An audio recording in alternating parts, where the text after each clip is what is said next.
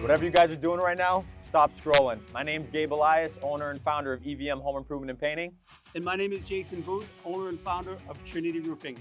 Jason and I have been seeing a lot of customers and homeowners dealing with some bad contractors. They're getting ripped off. Contractors taking deposits and just leaving, not starting the work, not even completing the job.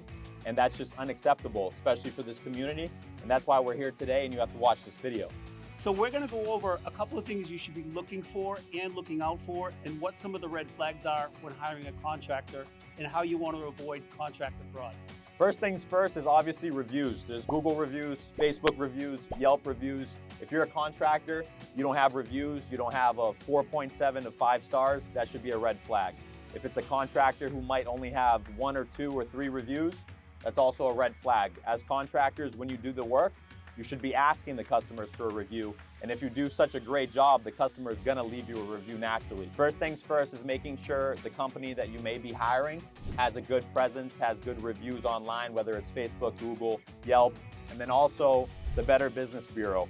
They should have an account, they should have reviews through there, and that will really show you that you're possibly working with a legitimate contractor.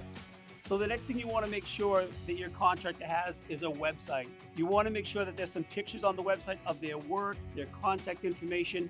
If there is no website, that's definitely a red flag. The estimate process is also another very important process for contractors. So the initial phone call, right? How you go about receiving an estimate from a contractor should be professional, whether it's an assistant, whether it's the owner or sales rep. They should get back to you as soon as they receive your interest in getting an estimate. Within 24 to 72 hours is what I like to say.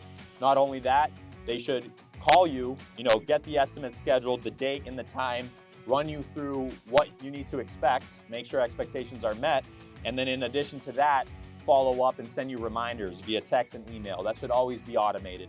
And then once you actually show up to the estimate, right, you want to build rapport. The contractor should be talking to you. He should be asking you questions. He should actually want to know what the service is that you're looking for. He shouldn't be rushing to the next appointment. He should be talking to you, asking more questions, really finding out what exactly you need done so he can give you the most accurate price point. And then from there, sending the contract, sending the proposal, right? The proposal, the contract, the template, it should be professional. Their business name, EVM should be on there.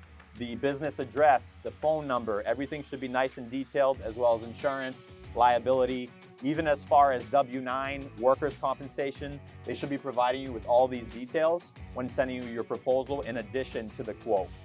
Yeah, and also the other thing too is like, how long does it take to get the estimate, right? Yeah. If someone shows up and looks at your home and there's a project that you want to do and everything is detailed, if they leave that day and they don't get back to you for 3 weeks with the estimate, well, what's that going to be like down the road, right? How long 100%. Is it going to take them to complete the work? So that's another red flag, guys. Don't wait 3 weeks for an estimate. We can't stress enough the importance of having your contractors send you the copy of their insurance and liability, as well as workers' compensation. Yeah, definitely. And you definitely want to see their licenses. Feel free, and you absolutely should, go online and check with the state to make sure their licenses are up to date, because unfortunately people will change that. And one thing that I've seen a lot, Gabe, and I'm sure you've maybe seen this too, is some contractors will white out the expiration date on their policy. And maybe they had that policy years ago, but they've been whiting it out ever since, which leaves you really vulnerable. One thing too that we do is we leave you copies of our insurance, but we also encourage you to call our agent and make sure it's an up-to-date policy. We don't mind, our agents don't mind.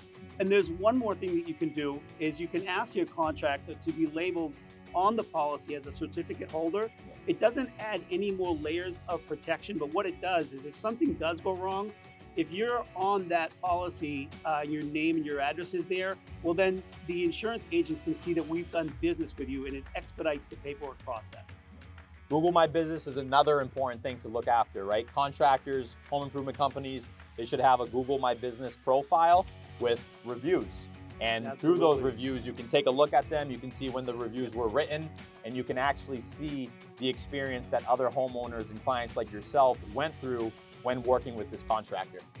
Yeah, definitely. You definitely want to see that presence, and you want to make sure that they didn't open up a Google My Business profile, let's say 7 years ago, and they haven't done anything with it since. Yeah. So you want to see some activity on that, because that's just a good sign.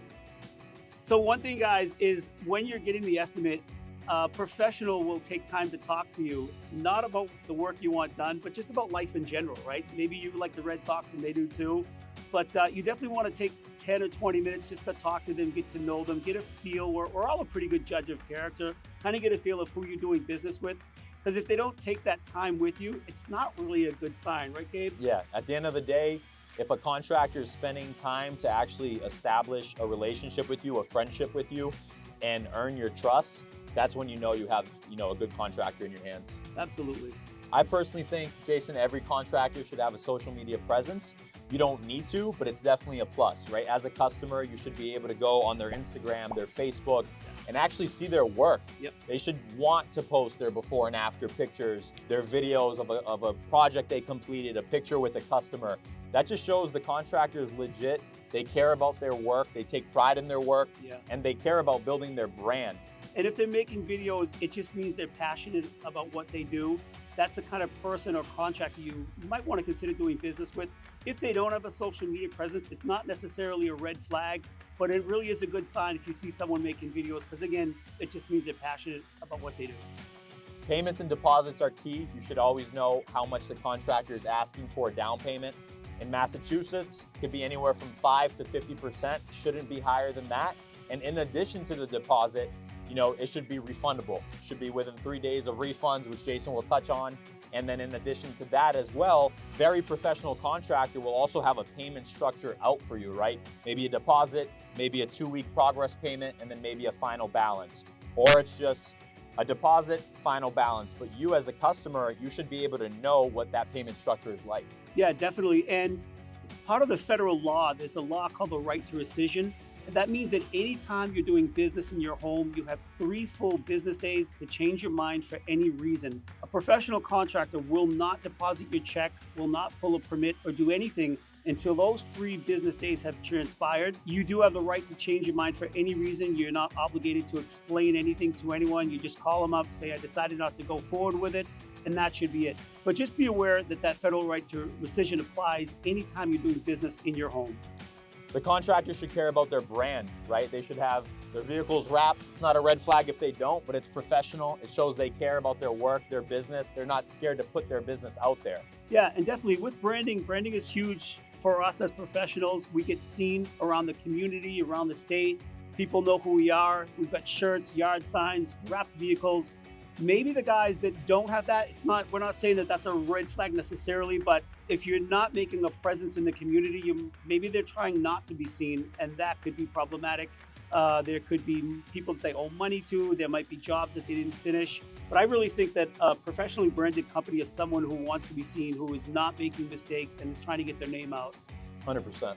Small job, big job, shouldn't matter. A contractor should be willing and wanting to help you, whether it's a $500 job, $50,000 job. Professional roofing company, for example, whether it's a small repair or full replacement, should definitely call you back. And if you guys are thinking of hiring a contractor, but you have any additional questions or concerns, give us a call. We're happy to help any way we can. Yeah, the numbers are right here. Just give us a call, and thank you for listening. Gabe Elias with EVM Home Improvement and Painting. And Jason with Trinity Roofing. Thank you, Gabe. Yeah, thanks for watching.